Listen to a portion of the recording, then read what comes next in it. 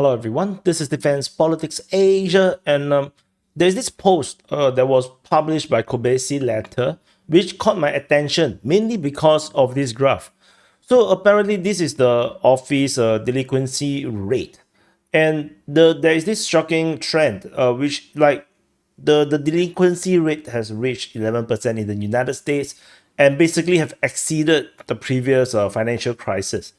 And this is rather shocking to me. And the previous high was at 10.7 percent peak in the December 2012, which was, I think, the Obama years, where the financial crisis was at its worst. So yeah, it's coming from the 2008 financial crisis. So, and then of course, I did a video something like similar to this quite some time ago, and financial crisis did not crash because Biden was president. Yeah, because he's the god. Then no, yeah, he can will the financial crisis away. But 2025 is different because Trump is coming. There's a lot of incentive for people who hate Trump or whatnot to just let it reset or correct or put the entire shit on him, and that's also a possibility. So I went to the source of this image is basically from wolfstreet.com, and basically by Mr. Wolf Richter, who wrote a very long article on this, or not, it's rather long, not very long. And my brain can't brain this, so I decided to ask Mr. ChatGPT, Mr. God. I basically copy and paste the entire shit, and please ask him to please explain this in a layman term, so that you and me can actually understand what the hell is happening. So this is a simplified explanation according to ChatGPT. So close this. Yep. So what happened is that the loans that was paying for office buildings are now struggling, and the landlords are not making enough money from renting out office space. So this is particularly talking about office, and the delinquency rate has reached 10%, which means that every 10 officers, one office is falling behind in their repayment. So based on the analysis by Mr. Wolf, the reasoning are a few. Of course, we all been through COVID. We all have this work from home thingy that we have experienced, and this is of course one of the big reasons.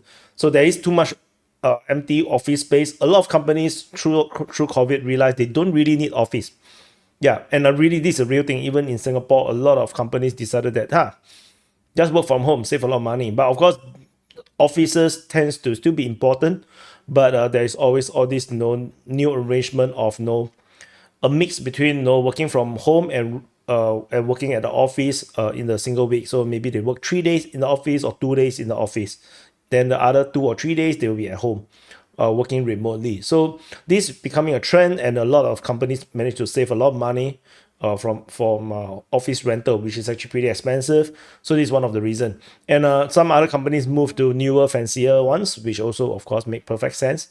So, and then there is also apparently some kind of overbuilding which came from before the pandemic. So, and then the pandemic just screw up all their plans. There's too much supply, not enough demands, and the falling prices. A lot of office buildings have lost their values, and making landlords selling them and refinancing loan very difficult. Which is, yeah, I mean, but he's talking purely about older office buildings. No, it's not land. Land price, I think land price is still appreciating. It's very expensive, I think, in most of the world. But older buildings with maintenance problems and whatnot, I think it makes sense.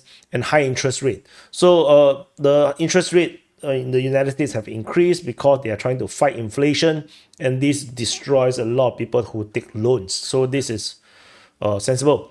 So the problem with what was being mentioned, that one of the big thing is that most of the people are just pretending that nothing is happening. So so everybody is just extending their loan deadline to avoid immediate problems and hope that they are all hopium. They're just smoking a lot of hopium and hoping that things will improve. But however, this strategy, as this analyst said, that is not solving the problem. There's just way too much office spaces, and so the prediction of what's going to come is that a lot of buildings are going to be lost to foreclosure or sell at big losses, and small banks will start to struggle because they are holding some of these illiquid loans. They are unable to liquidate these loans or unable to get money back. So they're going to struggle, probably lose a lot of money.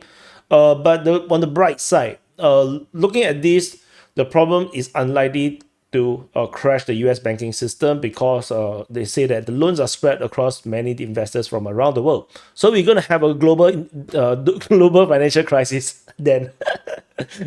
I don't know. When US economic situation went to shit, the whole world suffers. So it's not particularly special. And of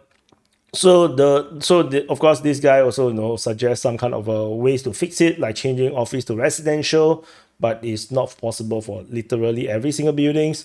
And lowering interest rate may help, but it doesn't change the problem of oversupply of office.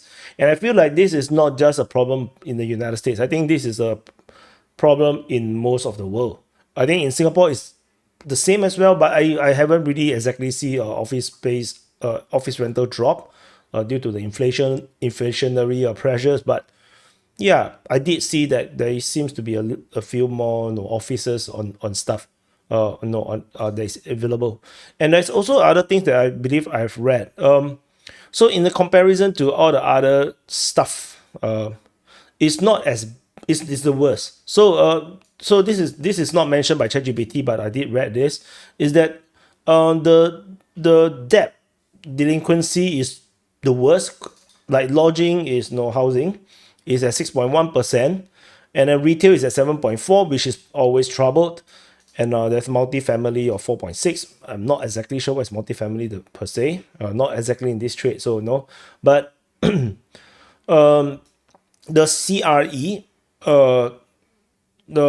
this CRE major sector of rental. Okay, so there is still some good things like the warehouse and fulfillment centers. Due to e-commerce, there is the delinquency rate is just 0.3%. So there is still, this is not all out depressed situation in the United States in terms of this housing, real estate loans situation. So seems to be not that bad, but it's just a sign of how things have changed. We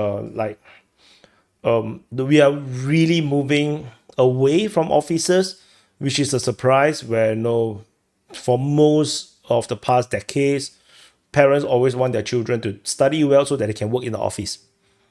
End up, I'm working at home. So I don't know, but this is something to take note of.